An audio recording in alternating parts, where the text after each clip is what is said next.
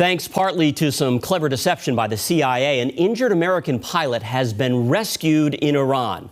But an overnight profanity-laced social media threat by President Trump is making the world wonder exactly where the 5-week-old conflict is going. Here's CBS's Taurean Small.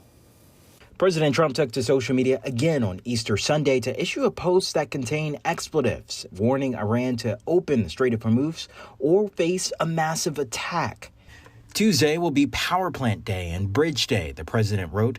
You'll be living in hell, just watch, ending his post with praise be to Allah.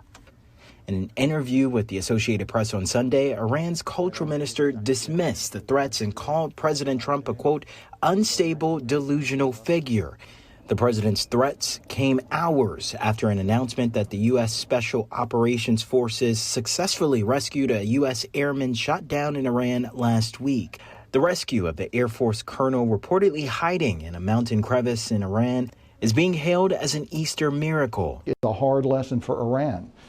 First of all, they were not able to find the missing air crewman. Second, they put out a broad appeal to their people to turn him in, reward, asking for all kinds of leads. That does not appear to have been successful.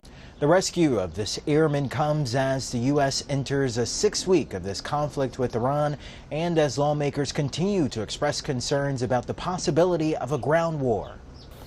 Well, certainly there's no circumstance where U.S. ground troops should be sent over to the Middle East.